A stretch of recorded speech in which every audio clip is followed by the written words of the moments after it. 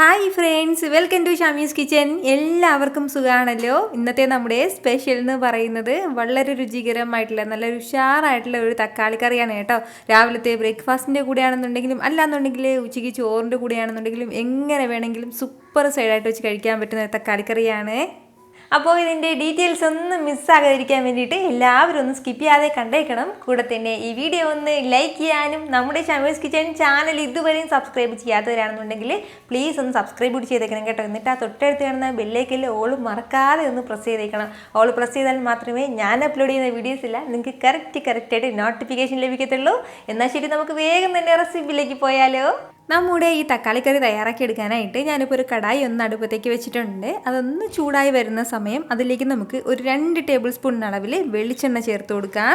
എണ്ണ ഒന്ന് ചൂടായി കഴിഞ്ഞാൽ പിന്നെ ഇനി നമുക്കിതിലേക്ക് വേണ്ടത് 1 ടീസ്പൂൺ അളവിൽ കടുകാണ്. കടുക് ചേർക്കുകയാണ്. കടുകിനോടൊപ്പം തന്നെ 1 ടീസ്പൂൺ അളവിൽ പെരിഞ്ജീരകം കൂടി നമുക്ക് ആവശ്യമായിട്ടുണ്ട്. ചെറിയ ജീരകമല്ല, പെരിഞ്ജീരകം, അതും കൂടി ചേർക്കാം.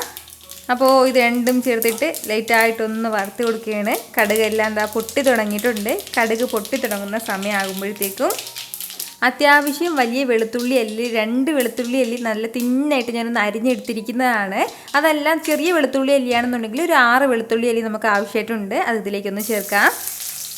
കൂടെ തന്നെ ചെറിയൊരു പീസ് അളവിൽ ഇഞ്ചി ചെറുതായിട്ടൊന്ന് അരിഞ്ഞെടുത്തിട്ടുണ്ട്, അതും കൂടി. ഇഞ്ചി വെളുത്തുള്ളി പേസ്റ്റ് ചേർക്കരുത്, ഇതുപോലെ അരിഞ്ഞ് തന്നെ ഒന്ന് ചേർക്കാൻ വേണ്ടി പ്രത്യേകം ശ്രദ്ധിക്കണം. അപ്പോൾ ഈ വെളുത്തുള്ളിയും ഇഞ്ചി എല്ലാം ചേർത്ത് കൊടുത്തിട്ട് വീണ്ടും ഒന്ന് വഴറ്റി കൊടുക്കുകയാണ്. ഫ്ലെയിം ഈ സമയത്തെല്ലാം നമുക്ക് മീഡിയത്തിൽ തന്നെ വെച്ചിരിക്കാവുന്നതാണ്. നമ്മുടെ ഇഞ്ചിയും വെളുത്തുള്ളിയും എല്ലാം ഇതുപോലെ ചെറുതായിട്ടൊന്ന് ചൂടായി കഴിഞ്ഞാൽ പിന്നെ ഇനി നമുക്കിതിലേക്ക് വേണ്ടത് ഇതുപോലെ ഒരു 1/2 കപ്പ് അളവിൽ ഞാനിപ്പോൾ ചെറിയ ഉള്ളി ഒന്ന് അരിഞ്ഞെടുത്തിട്ടുണ്ട്. എന്നിട്ട് 2ആയിട്ടൊന്നും കട്ട് ചെയ്തിട്ടില്ല, മുഴുവനായിട്ട് തന്നെ എടുത്തിട്ടുണ്ട്. തീരെ വലിയ ചെറിയ ഉള്ളിയാണെന്നുണ്ടെങ്കിൽ മാത്രം 2 പീസാക്കാവുന്നതാണ്.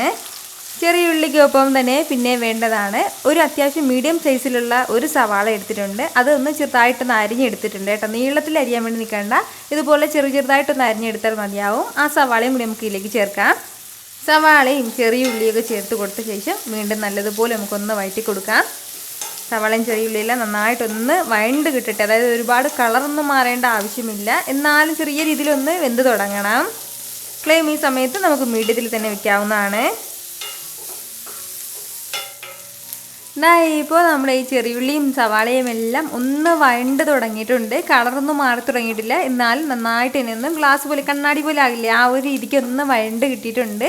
ഈ ഒരു സമയം ആകുമ്പോഴത്തേക്കും ഇനി നമുക്കിതിലേക്ക് വേണ്ടതാണ് അത്യാവശ്യം വലിയ തക്കാളിയിൽ ഒരു 2 തക്കാളി എടുത്തിട്ട് ഞാനിപ്പോൾ ഇതുപോലെ ഒന്ന് ചെറുതായിട്ട് അരിഞ്ഞെടുത്തിട്ടുണ്ട്. ഇതിലേക്ക് വെള്ളമൊന്നും ചേർക്കാതെ നല്ല സ്മൂത്തായിട്ട് ഒന്ന് അരച്ചെടുത്തിട്ട് വരാം.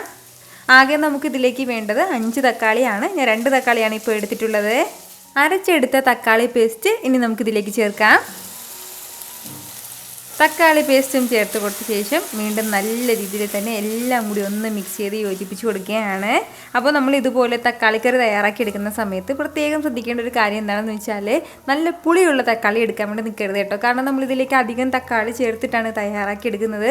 ഒരുപാട് പുളിയുള്ള തക്കാളിയാണെന്നുണ്ടെങ്കിൽ നമ്മുടെ ആ കറിക്കും ആ ഒരു പുളി ഉണ്ടാവും. പക്ഷേ നമ്മുടെ തക്കാളിയുടെ ആ ഒരു പുളി അനുസരിച്ചിട്ട് നമ്മൾ തക്കാളി കുറച്ച് തയ്യാറാക്കുകയാണെന്നുണ്ടെങ്കിൽ ആ ഒരു പെർഫെക്റ്റ് ടേസ്റ്റ് നമുക്ക് കിട്ടില്ല കേട്ടോ. അതിൻ്റെ പേരിലാണ് ഞാൻ പ്രത്യേകം എടുത്ത് പറയുന്നത്.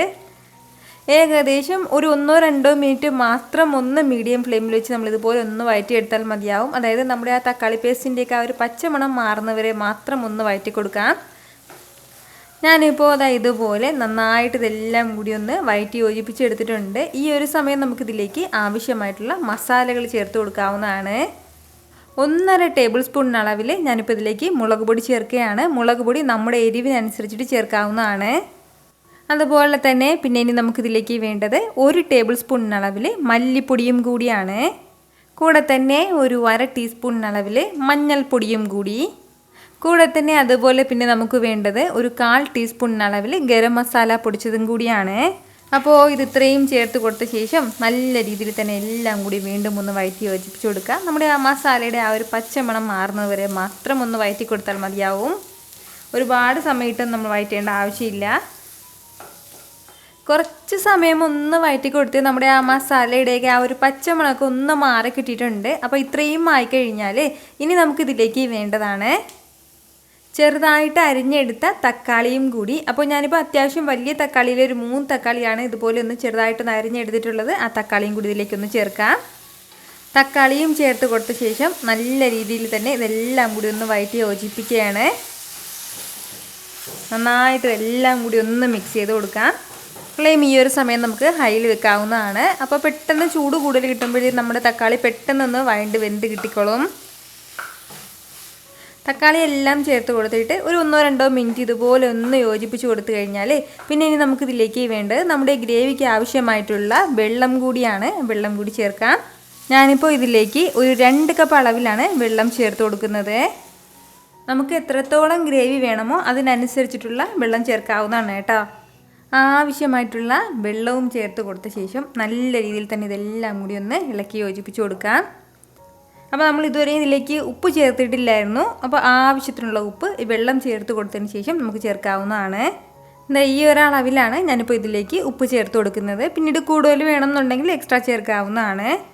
ഉപ്പും ചേർത്ത് കൊടുത്ത ശേഷം ഇതെല്ലാം കൂടി നന്നായിട്ടൊന്ന് ഇളക്കി യോജിപ്പിച്ച് കൊടുക്കണം. അതിനുശേഷം ഇനി നമുക്ക് വേണ്ട എന്താണെന്ന് വെച്ചാൽ നമ്മുടെ ഈ തക്കാളി എല്ലാം നന്നായിട്ടൊന്ന് വെന്തുടഞ്ഞ് കിട്ടണം. അതുപോലെ തന്നെ നമ്മുടെ ഈ ഗ്രേവിയും ചെറുതായിട്ടൊന്ന് കുറുകി കിട്ടണം. അതിന് വേണ്ടിയിട്ട് ഫ്ലെയിം ഒന്ന് മീഡിയത്തിൽ നിന്ന് ഒരല്പം കൂടി കുറച്ച് വെച്ച് കൊടുത്തിട്ട് ഒരു 5 മിനിറ്റ് നമുക്കൊന്ന് തിളപ്പിക്കാം. ആ തിളയ്ക്കുന്ന അത്രയും സമയം കൊണ്ട് തന്നെ നന്നായിട്ട് നമ്മുടെ ഈ ഗ്രേവി എല്ലാം ഒന്ന് വറ്റിയിട്ടുണ്ടാവും. അതുപോലെ തന്നെ തക്കാളി എല്ലാം ഒന്ന് വെന്തുടഞ്ഞിട്ടുണ്ടാവും. ഇതിപ്പോൾ തിളയ്ക്കാൻ തുടങ്ങിയിട്ട് ഒരു 5 മിനിറ്റോളം ആയിട്ടുണ്ട്. ഇനി നമുക്കൊന്ന് തുറക്കാം. നമ്മൾ നേരത്തെ വെച്ചിരുന്ന ആ ഒരു വെള്ളത്തിൻ്റെ അളവ് ഈ ഒരു അളവിൽ വരെയും വറ്റിയിട്ടുണ്ട്. ഇങ്ങനെ വേണം നമ്മളൊന്ന് ഗ്രേവി ഒന്ന് വറ്റിച്ചെടുക്കാനായിട്ട്. ഇനി നമുക്ക് നന്നായിട്ട് ഒന്ന് ഇളക്കി കൊടുക്കാവുന്നതാണ്. ഇടയ്ക്കിടയ്ക്ക് ഒന്ന് ഇളക്കി കൊടുത്തേക്കണം കേട്ടോ, അങ്ങ് അടിക്കൊന്നും പിടിക്കാതിരിക്കാനായിട്ട്. ഇതുപോലെ ഇത്രയും കുറുകി കിട്ടിയിട്ടുണ്ട് നമ്മുടെ ഈ തക്കാളി കറി. അതുപോലെ തന്നെ നമ്മുടെ ഈ തക്കാളി എല്ലാം നന്നായിട്ടൊന്ന് വെന്തുടഞ്ഞിട്ടുമുണ്ട്. ഇനിയും നമുക്ക് നമ്മുടെ ഈ തക്കാളിയൊക്കെ ഒന്ന് വെന്തുടഞ്ഞ് കിട്ടണം എന്നുണ്ടെങ്കിൽ ഒരു സ്മാഷർ വെച്ചിട്ട് നമ്മൾ നല്ലതുപോലെ ഒന്ന് സ്മാഷ് ചെയ്തെടുത്താൽ മതിയാവും. പക്ഷേ തക്കാളി കറി എന്ന് പറയുമ്പോൾ എപ്പോഴും ആ തക്കാളിയുടെ കഷ്ണങ്ങൾ നമുക്ക് ഈ തക്കാളി കറിയിൽ വേണമല്ലോ. കുറച്ച് മല്ലിയിലയും കൂടി നമ്മുടെ ആവശ്യത്തിനനുസരിച്ചിട്ടുള്ള മല്ലിയില ചേർക്കാവുന്നതാണ്. മല്ലിയിലയും ചേർത്ത് കൊടുത്ത ശേഷം നന്നായിട്ട് ഇതെല്ലാം കൂടി ഒന്ന് ഇളക്കി യോജിപ്പിച്ച് കൊടുക്കണം. അതിനുശേഷം നമുക്ക് നല്ല സൂപ്പറായിട്ട് ഒന്ന് സെർവ് ചെയ്യാവുന്നതാണ് കേട്ടോ. ഞാൻ പറഞ്ഞതുപോലെ ഇത് രാവിലത്തെ ബ്രേക്ക്ഫാസ്റ്റിൻ്റെ കൂടെ എന്തിൻ്റെ കൂടെ ദോശയോ ഇഡ്ഡലിയോ അതുപോലെ തന്നെ ചപ്പാത്തിയോ എങ്ങനെ വേണമെങ്കിലും സൈഡായിട്ട് വെച്ച് കഴിക്കാം. അതുപോലെ തന്നെ ഉച്ചത്തെ ചോറിൻ്റെ കൂടെ നല്ല ബെസ്റ്റ് കോമ്പിനേഷനാണ് കേട്ടോ. ഉറപ്പായിട്ട് നിങ്ങൾ ഇതുപോലെ ഒരു തക്കാളി കറി എല്ലാവരും ഒന്ന് വീട്ടിലൊന്ന് ട്രൈ ചെയ്ത് നോക്കണം. നിങ്ങൾക്ക് നന്നായിട്ട് ഇഷ്ടമാവും. അപ്പോൾ നിങ്ങൾക്ക് ഈ വീഡിയോ ഇഷ്ടമായാൽ ഇതൊന്ന് ലൈക്ക് ചെയ്യാനും നിങ്ങളുടെ ഫ്രണ്ട്സിനും ഫാമിലിക്കും എല്ലാവർക്കും ഇതൊന്ന് ഷെയർ കൂടി ചെയ്ത് കൊടുത്തേക്കണം. ഇതുപോലുള്ള റെസിപ്പിക്ക് വേണ്ടിയിട്ട് ഷമീസ് കിച്ചൻ ചാനൽ ഫോളോ ചെയ്യാനും സബ്സ്ക്രൈബ് ചെയ്യാനും ആരും മറക്കരുത്. വീണ്ടും നല്ലത് ഉഷാറ് വീഡിയോ ആയിട്ട് നാളെ 2 മണിക്ക് കാണാം കേട്ടോ. അപ്പോൾ അതുവരെയ്ക്ക് എല്ലാവരും ഹാപ്പി ആയിട്ടിരിക്കുക, സന്തോഷമായിട്ടിരിക്കുക, എല്ലാവരും സേഫ് ആയിട്ടിരിക്കണം. Take care friends. ടാറ്റാ.